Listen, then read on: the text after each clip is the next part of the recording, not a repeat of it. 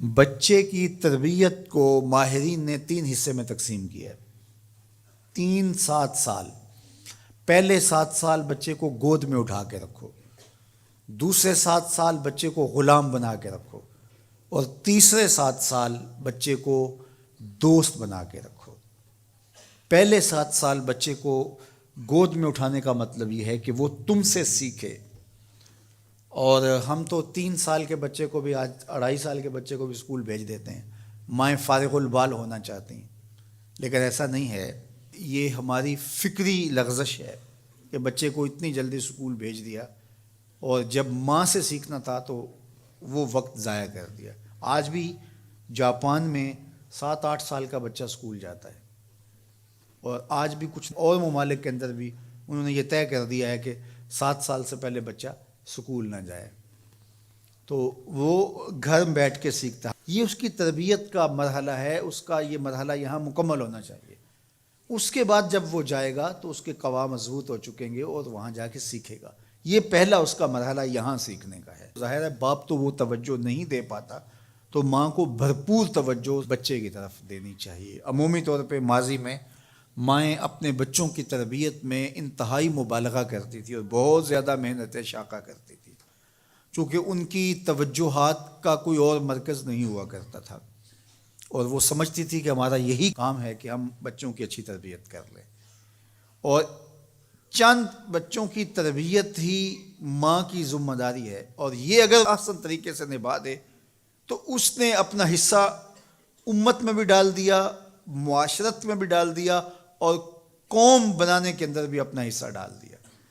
لیکن اگر وہ اپنا یہ فریضہ انجام نہیں دیتی، اس میں کوتاہی کر دیتی ہے، تو اس نے پھر کچھ بھی نہ کیا۔ اچھی نسل اچھی ماؤں کی گود سے پروان چڑھ کے ہی معاشرے کو نصیب ہوتی ہے، اور یہ بنیادی اکائیاں ہیں، بنیادی اینٹیں ہیں جس سے معاشرت ترتیب پاتی ہے۔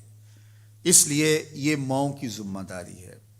اور دوسرے 7 سال جو ہے وہ غلام بنا کے رکھو، مطلب کیا کہ ان پر احکام نافذ کرو۔ وہ از خود فیصلے نہیں کر پاتے اور اچھے نہیں کر پائیں گے، ان کے فیصلے تم کرو، ماں باپ۔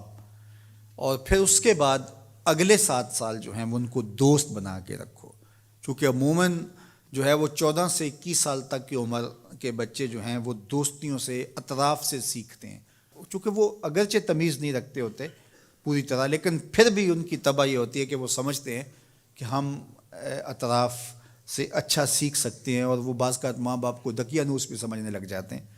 تو اس وقت ماں باپ تھوڑی سی حکمت کے ساتھ ان کی دوستیوں پہ غور کریں کہ ان کی دوستیاں غلط لوگوں سے نہ ہوں۔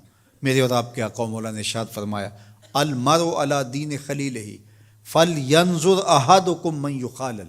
ہر شخص اپنے دوست کے دین پہ ہوتا ہے، اور آپ دیکھیں کہ آپ کس سے دوستی کر رہے ہیں۔